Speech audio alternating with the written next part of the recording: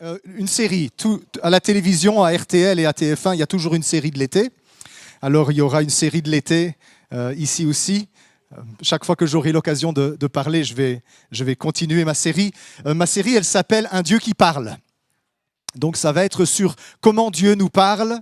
Et je crois que ça va être aussi l'occasion de nettoyer, de clarifier certaines choses, de préciser certaines choses. Vous savez qu'on est une église qui a une réputation d'être très prophétique, mais j'ai toujours vu ceci avec l'ennemi. Quand il ne peut pas empêcher quelque chose, il le pousse en avant dans des excès. Alors soit avec certaines églises, il va bloquer le prophétique, soit avec d'autres, il va nous pousser dans des exagérations et des erreurs. Et je crois qu'on est appelé à Courcelles à être une église en équilibre. C'est vraiment la ligne de conduite que Dieu a donnée à cette église depuis le fondement, une église équilibrée dans l'enseignement. Une église qui ne va pas dans un fondamentalisme étroit et qui ne tombe pas dans un libéralisme non plus, qui est sur la corde raide de l'inspiration de Dieu dans les Écritures. Et au niveau prophétique, c'est une église tranchante, qui filtre, qui discerne c'est quoi vraiment la parole de Dieu.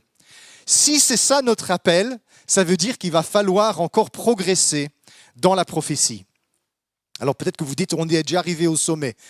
On est encore au ras des pâquerettes de la vraie prophétie. Vous savez, il y a tellement de choses dans les Écritures qui nous parlent de choses formidables que Dieu fait au travers de la prophétie. Et moi, j'ai vraiment à cœur qu'on aille plus loin dans ces choses-là. Qui est d'accord avec moi qu'on a un Dieu qui parle ? On a un Dieu qui parle. On a un Dieu qui a parlé, qui parle et qui parlera. Dieu ne change pas.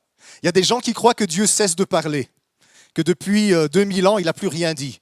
Non, on a un Dieu qui a parlé, un Dieu qui parle et un Dieu qui parlera. Alors évidemment, il y a une différence entre l'inspiration des Écritures, où Dieu a parlé, et l'inspiration de Christophe Blum, ou de Sarah, ou d'Hélène, ou de Sandra. Ce n'est pas la même chose. Quand je pense recevoir quelque chose du Seigneur, ce n'est pas parole d'évangile. C'est pour ça qu'il est écrit « Examinez toutes choses, retenez ce qui est bon ». Nos prophéties ne sont pas infaillibles, même si vous pensez qu'elles le sont. Si vous avez un Dieu qui ne parle pas, vous n'avez pas le vrai Dieu. Alors je sais, c'est un peu difficile ce que je suis en train de dire. Peut-être que des personnes qui écoutent vont être embêtées par ce que je viens de dire. Attention, il y a une différence entre avoir un Dieu qui parle et ne pas l'entendre, et avoir un Dieu qui ne parle pas. Dans la première épître aux Corinthiens, l'apôtre Paul il dit, au chapitre 12, verset 2, « Vous savez, lorsque vous étiez des païens, vous vous laissiez entraîner vers les idoles muettes, selon que vous étiez conduits. » Alors le mutisme est un signe qu'on est dans l'idolâtrie. Un Dieu qui ne parle pas, un Dieu qui ne nous conduit pas, c'est une idole. Ça veut dire que j'ai une mauvaise conception de Dieu, soit que je suis dans l'idolâtrie païenne, ou alors une mauvaise conception du Dieu de la Bible. On peut avoir une fausse conception du Dieu de la Bible. Dès l'instant où tu te dis « Dieu ne parle pas », tu es dans une mauvaise conception biblique. Parce que l'Écriture nous dit que nous avons un Dieu qui parle. Il parle depuis le commencement de la création. Il parle jusqu'à la fin. Il n'arrêtera jamais de parler. La deuxième personne de la Trinité, c'est la parole de Dieu. Et Dieu ne change pas. Et alors, dans le livre de Job, il y a un petit verset au chapitre 33 et au verset 14 qui dit ceci. « Dieu parle, cependant, tantôt d'une manière, tantôt d'une autre, et l'on n'y prend pas garde. » J'aime beaucoup ce passage-là dans le livre de Job. Voyez-vous, Dieu parle, mais nous, on est distraits. Il parle de plein de manières parce qu'on est distrait. Et si je ne l'entends pas d'une façon, je vais l'entendre d'une autre. Dieu n'est pas pris au dépourvu quand on est sourd à sa parole dans un certain registre. Peut-être que vous n'arrivez pas à entendre Dieu quand vous priez, vous allez l'entendre quand vous lisez les Écritures. Peut-être vous n'arrivez pas à comprendre ce que Dieu vous dit quand vous lisez les Écritures. Il va vous donner des songes, il va vous donner des visions, il va vous parler au travers des prédications, au travers des prophéties. Peut-être que tout ça, Dieu ne vous parle pas, il va vous parler au travers des circonstances de votre vie. Il va rendre votre vie comme un livre que vous pouvez lire et vous allez relier les petits points et vous allez dire « Je crois que Dieu est en train de me parler ». Si vous avez des situations qui se passent et se repassent tout le temps les mêmes, il y a quelque chose que certainement Dieu est en train d'essayer de vous dire. Dieu parle, mais on n'y prend pas attention. Ça s'apprend à reconnaître la voix de Dieu. Ce n'est pas évident.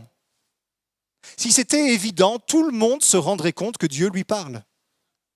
Alors peut-être que nous vous donnons l'impression que c'est évident, mais c'est un long apprentissage. C'est comme si, quand je suis né, on m'a donné une radio et tout ce que j'entendais, c'était des pssst, des parasites. Et puis, avec la Bible, avec la prière, avec les conseils, j'ai commencé à régler la fréquence et j'ai entendu un mot. Ah, Dieu m'a parlé. Et puis, avec le temps, parce que je bouge et je ne suis plus au même endroit, j'entends plus rien, je ne comprends pas. Parce que vous savez, Dieu parle et moi, je suis sur une mauvaise fréquence. Moi, je m'attends à des choses différentes que ce que Dieu donne. Moi, je suis à côté de la plaque. Et même le plus grand des prophètes qui puisse marcher sur cette terre aujourd'hui, il est encore à 80% à côté de la plaque. Il n'y a personne d'entre nous qui arrivons au niveau de Jésus-Christ, où chaque parole qu'il dit est une parole qui vient directement de Dieu. Peut-être vous avez 20 ans d'expérience dans la prophétie. Laissez-moi vous dire, il faut encore régler votre radio. Ces derniers temps, j'ai été malade, vous savez, depuis un mois et demi, mais ça a commencé il y a longtemps. J'en ai entendu des prophéties. Vous savez, il suffit d'être malade pour que tout le monde se réveille et vous donne des prophéties. Si je croyais la moitié d'entre elles, je serais perdu et déboussolé. Parce que j'ai entendu la chose et son contraire, et encore l'inverse du contraire si c'est possible. J'ai entendu toutes sortes de choses. Et je me suis rendu compte, et j'ai réfléchi à ça ces 4 dernières semaines, c'est qu'on a besoin de faire un nettoyage au niveau de la prophétie dans notre Église. On a besoin, je pense, de plus de modestie. On a besoin de mieux examiner, de mieux filtrer les choses. Parce que, allez, ça m'arrive parfois, hein, il y a des gens qui disent que j'ai dit quelque chose. Ça vous est jamais arrivé, ça? Parfois, j'apprends, Christophe a dit que. Je dis, mais j'ai jamais dit ça, moi. Alors, je vais voir la personne qui dit que j'ai dit, et j'ai dit, tu as dit à machin truc que j'ai dit ça? Ben oui, ben c'est pas ça que j'ai dit. Tu me causes des ennuis avec ce que tu dis. Et quelle est ma réaction, pensez-vous, quand quelqu'un répète mes propos et les déforme et me cause des ennuis? Quelle est ma réaction, vous pensez? Je suis content, hein? Je dis toujours la même chose. Parle en ton nom propre. Ne parle pas en mon nom. Si moi j'ai quelque chose à dire, je le dirai. Ne dis pas Christophe a dit, comme on dit Jacques a dit. Non, fais pas ça. Je l'ai déjà dit à plein de gens ici, donc je vise personne. Hein. Mais je ne suis pas content quand on parle en mon nom et qu'on dit des choses que je n'ai pas dites ou qu'on déforme ce que j'ai dit parce qu'on a un peu mal compris. Et vous pensez comment Dieu se comporte quand on parle en son nom et qu'on déforme les choses et qu'on dit les choses avec une intention différente que celle qu'il avait. Je crois qu'on a besoin d'être beaucoup plus prudent. Alors, quelle est la démarche que vous devez faire? Si vous devez absolument dire « Christophe a dit que », eh bien, rappelez-moi une seconde fois. C'est bien ça que tu as dit, hein? Comme ça. Oui, c'est ça que j'ai dit. Je peux le répéter? Oui, ça tu peux le dire.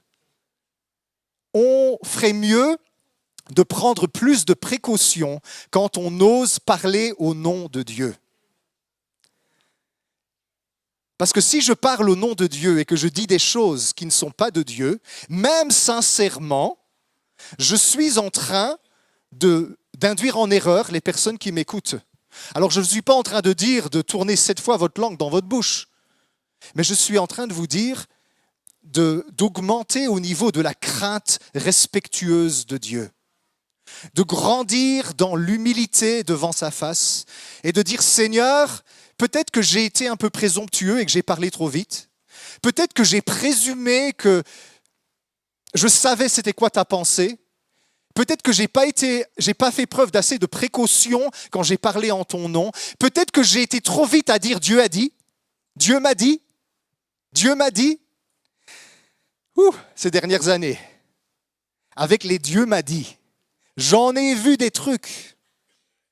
Des gens qui partent dans des délires qui sont complètement contraires à la volonté de Dieu, complètement contraires aux Écritures, complètement contraires au bon sens. Mais Dieu m'a dit. Ah ben si Dieu t'a dit, qu'est-ce que tu veux que je te dise, moi? J'ai plus rien à te dire si Dieu t'a dit. Avec les Dieu m'a dit, on peut faire des grandes, grandes bêtises. Ainsi parle l'Éternel.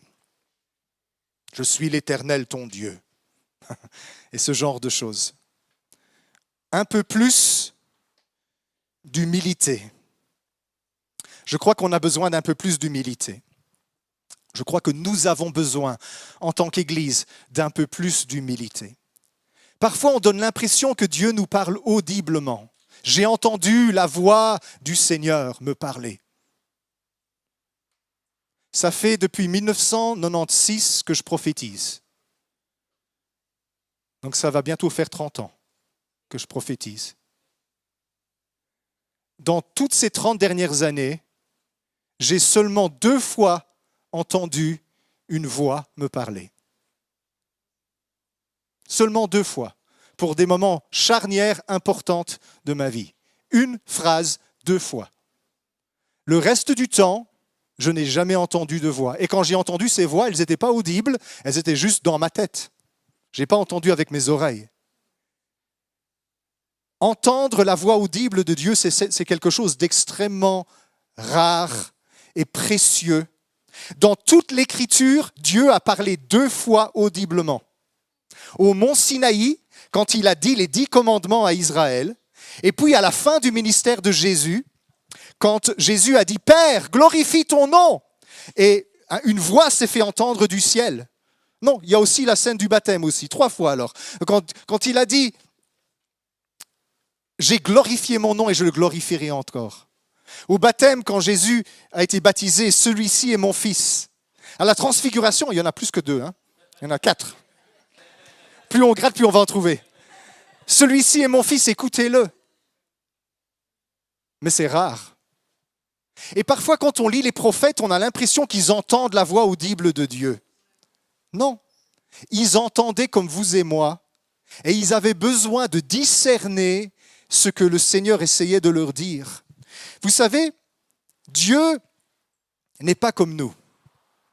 Il est infiniment plus élevé que toi et moi. Les pensées de Dieu, si maintenant Dieu prend la plus petite de ses pensées, avec une petite pipette, et il la laisse tomber dans mon petit cerveau, j'ai un court-circuit neuronal et c'en est fini de moi. Dieu est un être infiniment grand, infiniment sage. On serait complètement incapable de comprendre la moindre chose qui se passe dans la pensée de Dieu.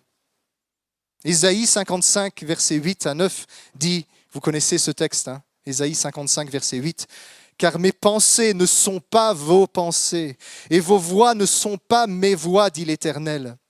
Autant les cieux sont élevés au-dessus de la terre, autant mes voix sont élevées au-dessus de vos voix, et mes pensées au-dessus de vos pensées. » Voyez, les pensées de Dieu ne sont pas à ma portée.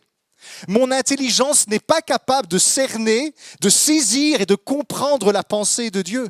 Elle doit être d'une richesse, d'une sophistication, d'une complexité, d'une grandeur et d'une perspicacité dont je ne serai jamais capable.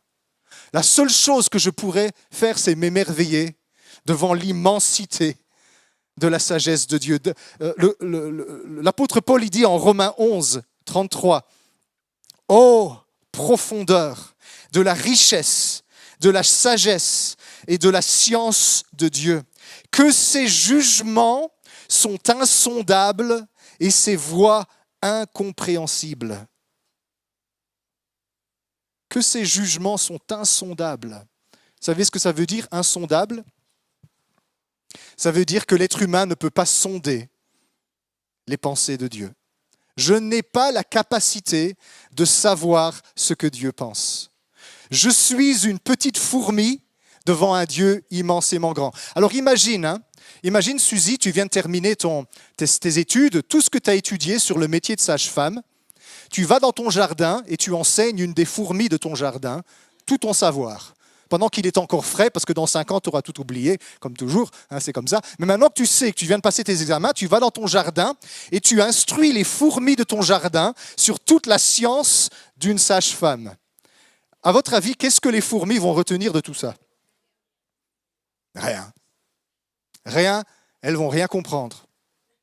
Certainement que ça pourrait aussi les aider pour pondre leurs œufs, mais elles vont rien comprendre. La différence qu'il y a de grandeur entre Dieu et nous est beaucoup plus grande que la différence qu'il y a entre Suzy et les fourmis de son jardin. Les fourmis et Suzy, bon, il y a une grande différence, mais entre Dieu et moi, c'est une distance qui est impossible à mesurer. Dieu est beaucoup plus grand que je ne pense. Ses jugements sont insondables et ses voies incompréhensibles. Ça signifie qu'on devrait être beaucoup plus modeste quand on pense qu'on a compris la pensée de Dieu. C'est comme une fourmi qui dit « Hey, moi j'ai compris ce que Suzy a enseigné. » Ah ouais? Ben, tu as compris 1/10000000e de toute sa science. Nous sommes des êtres tout petits. Si les pensées de Dieu sont insondables, comment se fait-il que nous prétendons les sonder? Et je vais vous dire aussi là, parce que ça c'est important, quand les faits démontrent qu'on a eu tort, dans le monde charismatique, on fait preuve de beaucoup de mauvaise foi. On se remet rarement en question. On dit rarement « excuse-moi, je me suis trompé ». On continue d'appuyer dessus « oui, je l'ai reçu, c'est comme ça, Dieu m'a dit que Dieu m'a dit ». Et pourtant, parfois les faits prouvent que ce n'était pas vrai et on s'est trompé. Se tromper, c'est très utile. C'est un cadeau de Dieu que l'erreur humaine, parce que ça nous apprend l'humilité devant l'immensité de Dieu. Et on peut s'abaisser et dire « j'ai parlé, comme dit Job, vainement de choses que j'ignore, j'ai parlé sans savoir. Mais maintenant mon œil t'a vu. Mon oreille avait entendu parler de toi, mais maintenant mon œil t'a vu. Je reconnais que je me suis trompé, dit Job. Vous voyez, on doit être amené parfois dans la vie à ce moment-là où on dit « Seigneur, j'ai été présomptueux. J'ai présumé que je savais, que je savais, que je savais. » Le meilleur d'entre nous, au niveau prophétique, les 2/3 de ce que nous disons, c'est notre propre pensée. Et parfois, il y a quelque chose de Dieu. Vous vous dites parfois, pourquoi est-ce qu'on laisse passer certaines paroles? S'il y a une goutte de la pensée de Dieu, on laisse passer les paroles. Parce qu'il n'y aura jamais de prophétie qui sera donnée parmi les hommes dans cet ordre des choses, où nous pourrons dire cette parole, elle est à 100% de Dieu. Tous les mots, l'expression, l'intonation et l'émotion sont exactement le reflet de l'amour de Dieu. On est des êtres imparfaits. Mais nous grandissons. Et comment est-ce qu'on grandit dans la prophétie? En faisant des erreurs et en tirant des leçons. Et donc nous avons besoin d'avoir dans l'Église un climat où on permet aux personnes de faire des erreurs et de se corriger.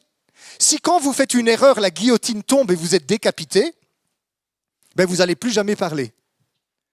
Mais si quand vous faites une erreur, vous êtes enseignable, nous sommes enseignables et nous disons « Ok, je me suis trompé là », eh bien on va progresser. Les gens qui gagnent, les gens qui ont de grandes victoires, les gens qui réussissent sont des perdants qui n'ont pas arrêté d'essayer et d'apprendre de leurs échecs.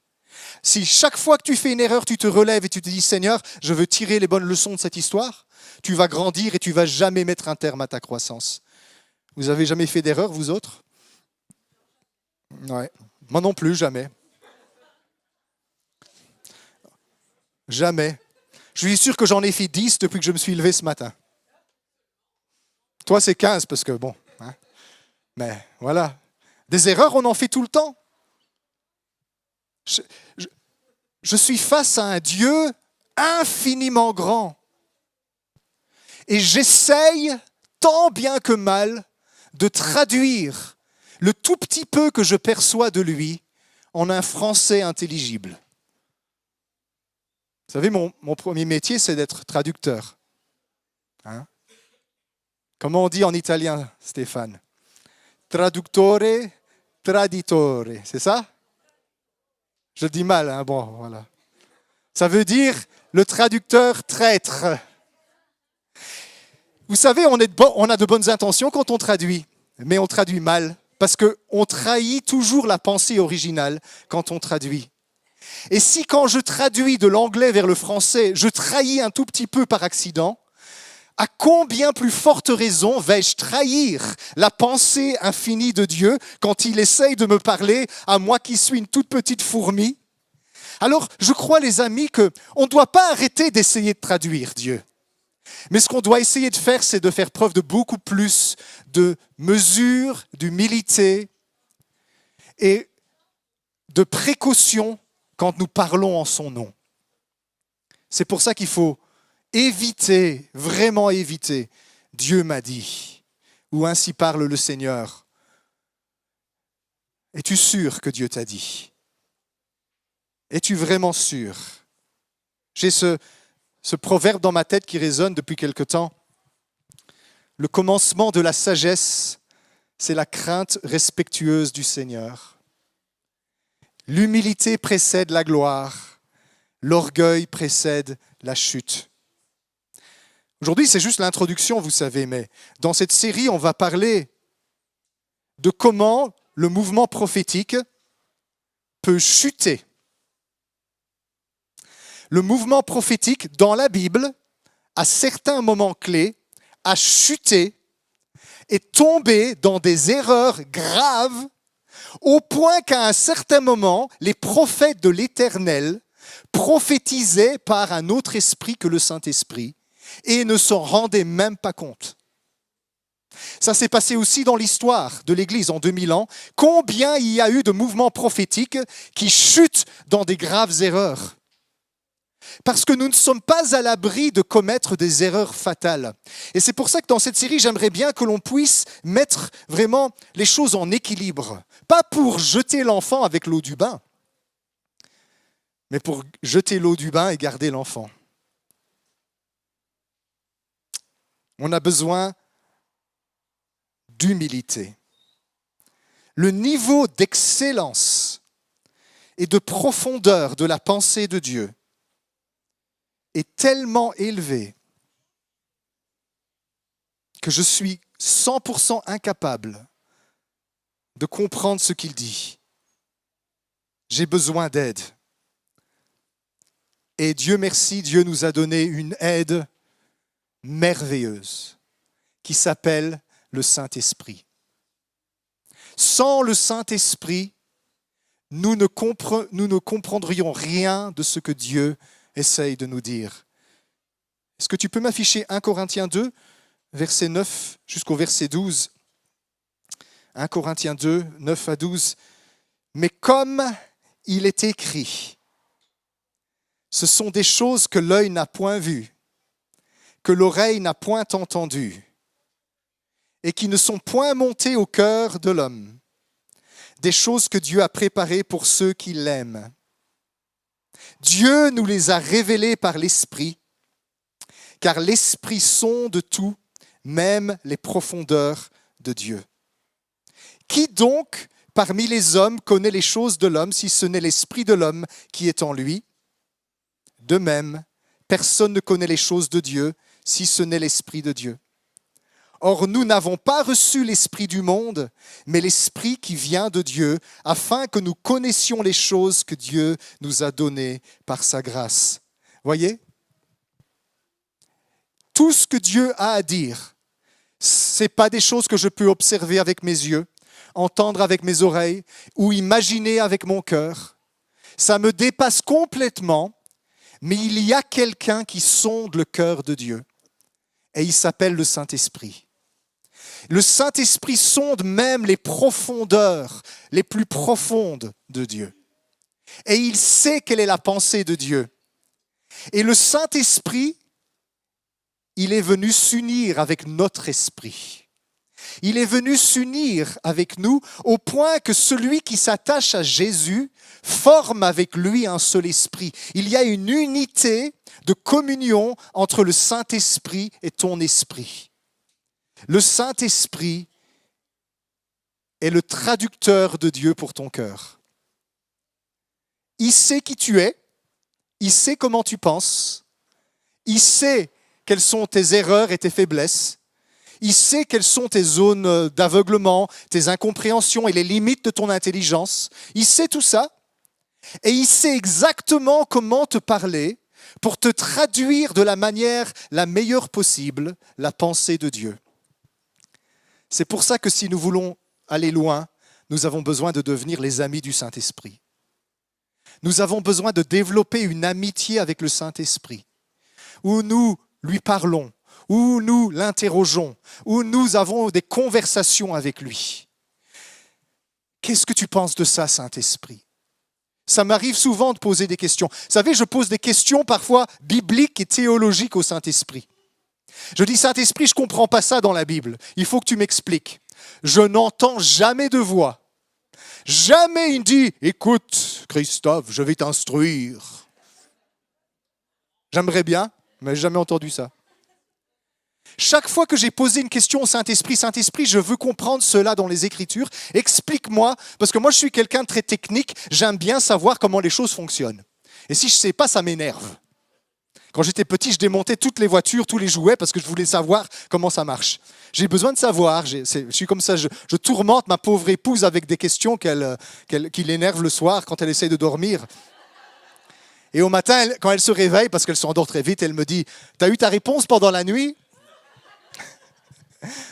Je dis « Saint-Esprit, explique-moi ça. » Et alors, ce qui se passe, c'est que pendant les jours, les semaines, parfois les mois qui suivent, le Saint-Esprit commence à me conduire vers des manières de penser, vers des enseignements, vers des lectures, vers des conceptions que je n'avais pas imaginées. Et je remarque qu'au bout d'un certain temps, j'ai ma réponse.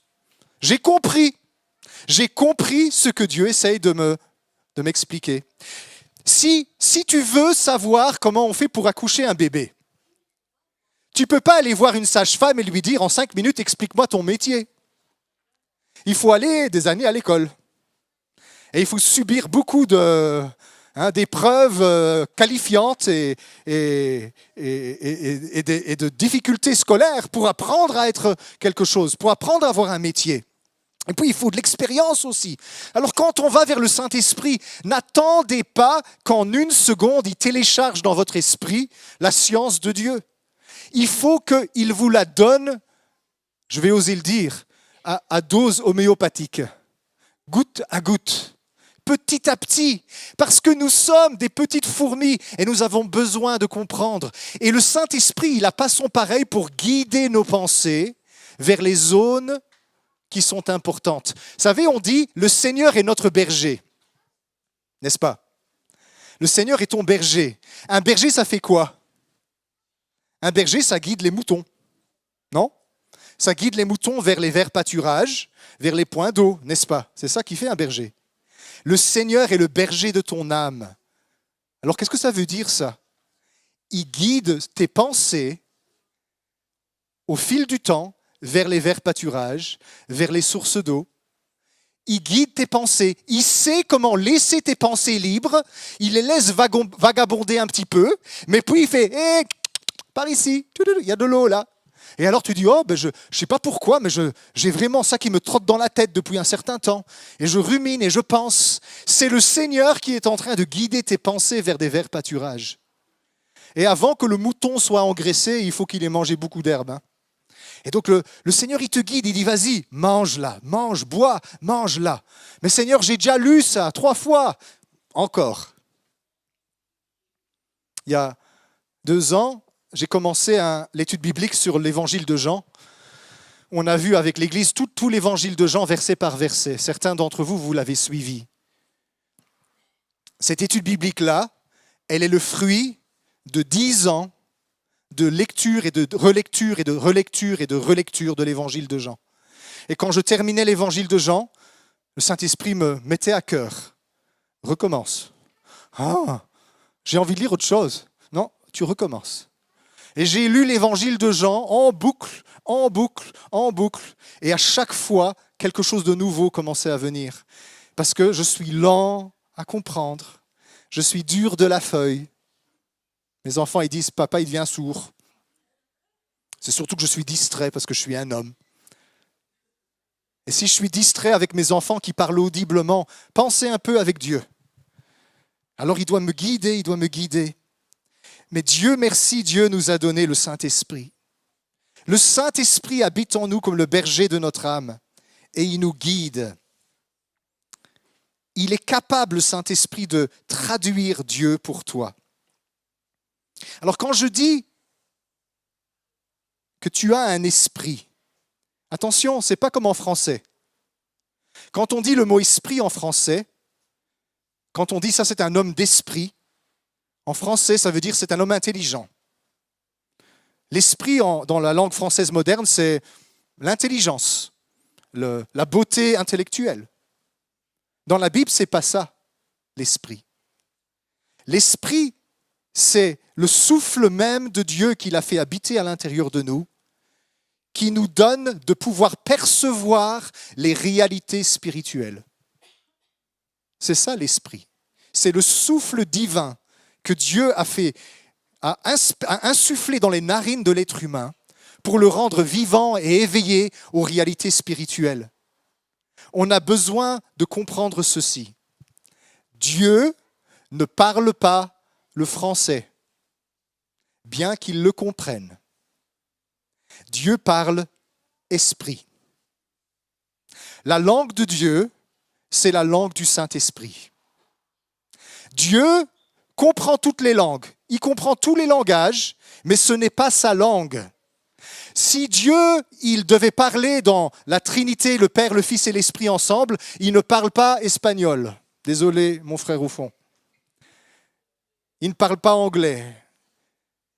Je ne vais pas oser le dire. Il ne parle pas italien. Il ne parle pas italien.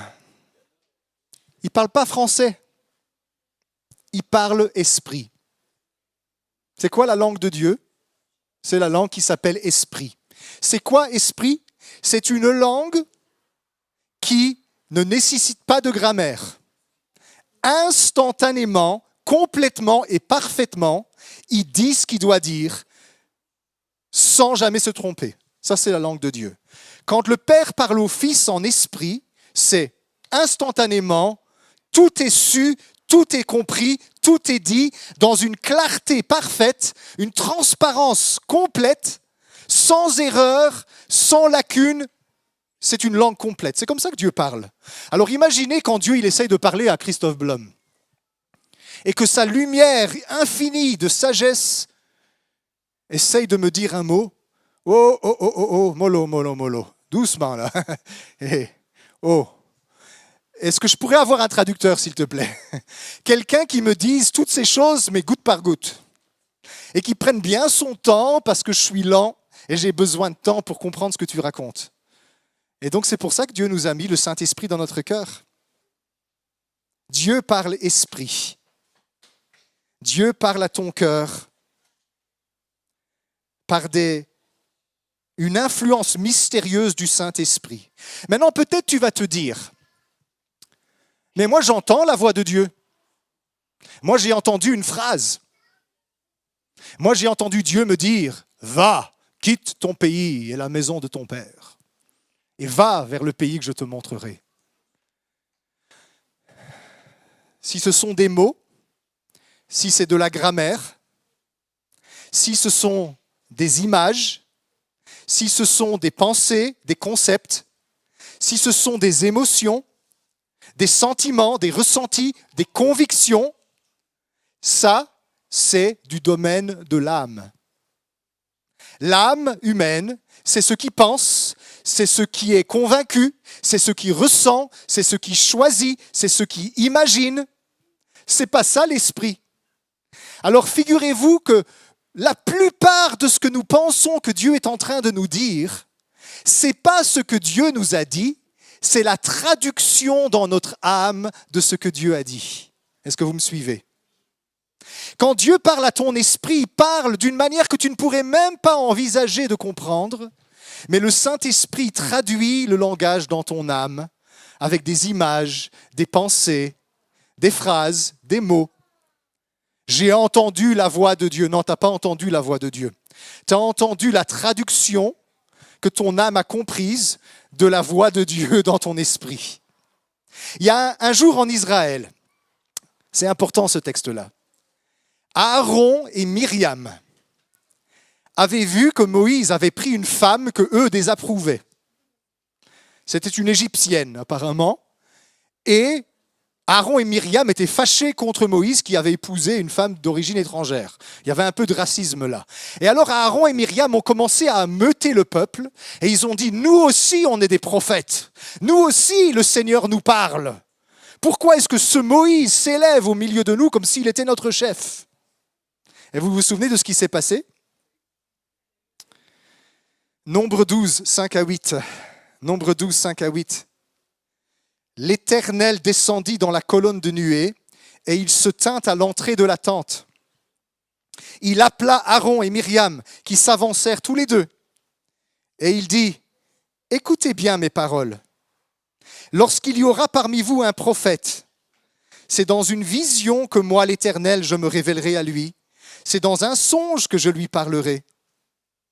Il n'en est pas ainsi de mon serviteur Moïse. Il est fidèle dans toute ma maison. Je lui parle bouche à bouche. Je me révèle à lui sans énigme. Il voit une représentation de l'Éternel. C'est pourquoi donc n'avez-vous pas craint de parler contre mon serviteur, contre Moïse? Alors qu'est-ce qui s'est passé dans cette histoire? Myriam et Aaron avaient un don prophétique. Ils avaient des visions, ils avaient des songes, ils entendaient des mots. Et il dit, mais nous aussi on est des prophètes. Nous aussi on peut prophétiser comme Moïse. Pourquoi est-ce que lui il se prend pour le chef? Et puis Dieu a dû leur dire, c'est pas comme ça que je parle à Moïse. Vous avez des visions et des songes, il dit. Mais lui, je lui parle bouche à bouche. Il me voit face à face. Il contemple la représentation, en hébreu, la forme de Dieu. Allez savoir ce que Moïse contemplait. Il voyait la forme de Dieu.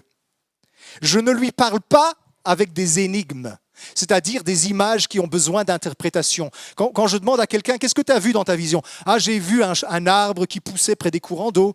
Ah, ça veut dire quoi ça? Eh bien, ça veut dire que tu dois demeurer dans la présence de Dieu. Vous voyez, ça c'est une énigme, c'est une image. C'est comme ça qu'Aaron et Myriam voyaient les choses. C'est pas comme ça que Moïse y voyait les choses.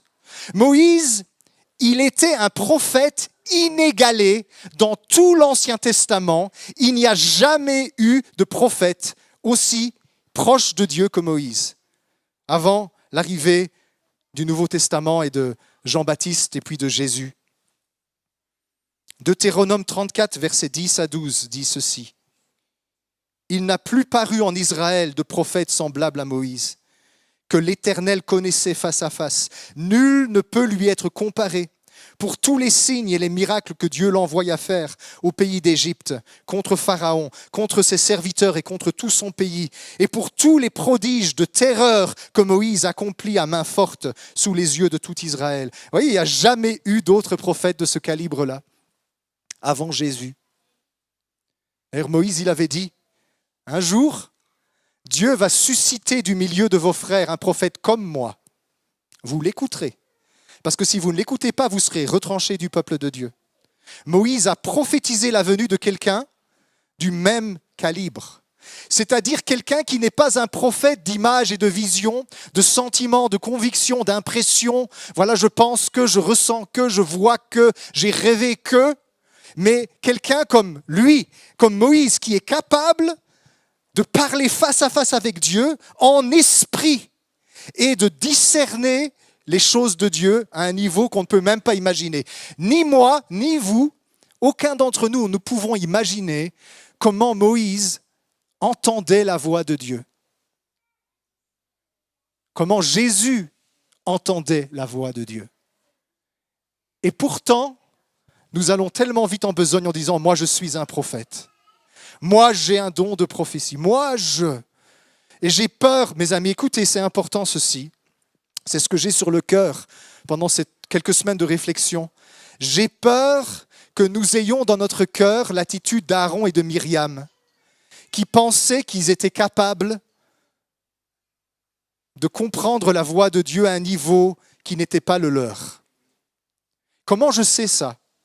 Quand je vois toutes les bêtises que l'on dit au nom de Dieu, quand je vois toutes les erreurs que nous commettons au nom de Dieu, je me dis, on a vraiment besoin de grandir dans l'humilité.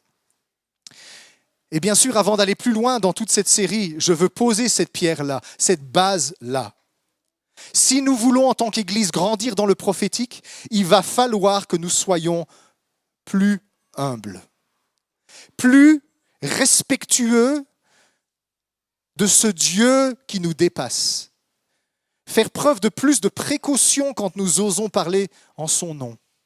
Il ne faut pas arrêter de parler en son nom, mais il faut le craindre davantage. Seigneur, garde ma bouche, de peur que je ne dise quelque chose qui t'offense et qui ne nuise à ceux qui m'entendent. Chaque fois que je pars en voyage missionnaire ou ministère itinérant, je fais toujours cette prière. Seigneur, mets ton frein sur ma bouche. Fais que je ne dise que ce que tu veux, ni plus ni moins. Aide-moi à ne pas trahir ta pensée pour ton peuple. Je dis toujours ça au Seigneur. Parce que je connais ce drôle de lascar qui s'appelle Christophe Blum. Je le connais. Ce n'est pas mon ami.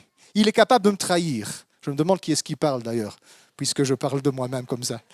Il est capable de me trahir. Il est capable de se laisser séduire par ce qu'il a vu, ce qu'il a pensé, ce qu'il a entendu. Il est capable de faire des grosses bêtises pour en avoir fait 1 million. Je sais qui il est, ce type-là.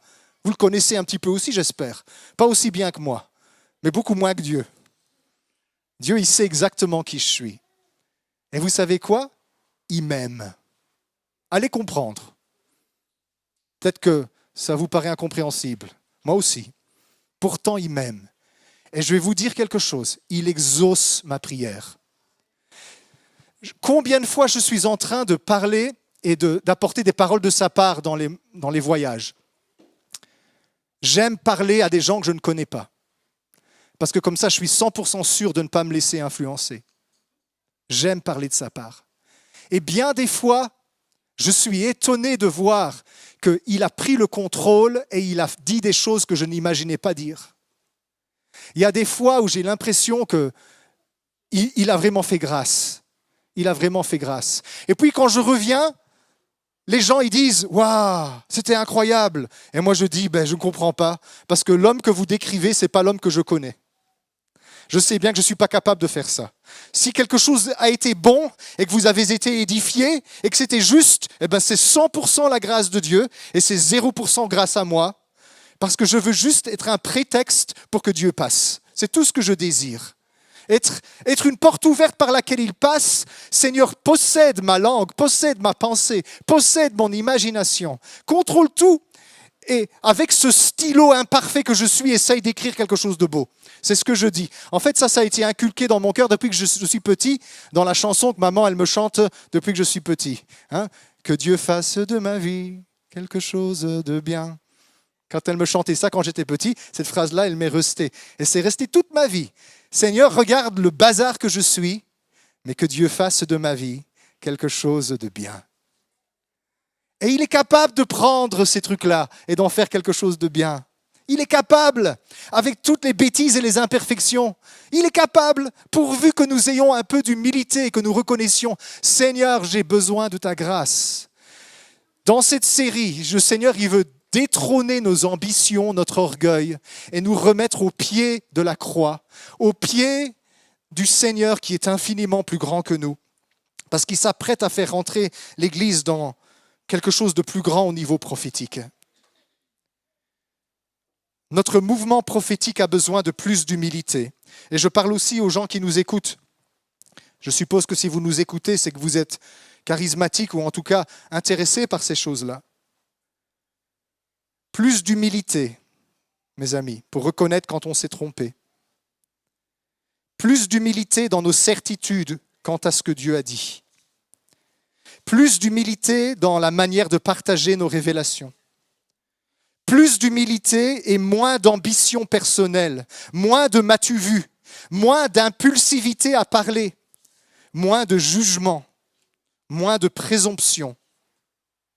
Parce que l'humilité précède la gloire et l'orgueil précède la chute. La semaine prochaine, non pas la semaine prochaine parce que c'est quelqu'un d'autre, mais la suivante, je vais développer en 3 sessions plusieurs points importants par rapport à la prophétie. La fois prochaine, on va parler de la source. Et on va s'interroger sur quelle est la source de la voix que nous entendons. Et est-ce qu'il y a d'autres sources auxquelles parfois nous nous abreuvons par accident? On va parler de ça. La fois prochaine, je vais parler des dérives qui frappent le mouvement prophétique, les dangers qui nous guettent et comment s'en préserver. Et puis j'aurai encore 2 autres passages, 2 autres moments pour partager ça. Je pense qu'on tiendra certainement jusqu'à la fin de l'été. Mais mes amis, est-ce que vous voulez faire des progrès dans la prophétie? Moi, je veux grandir. Mais vous savez dans quoi je veux grandir?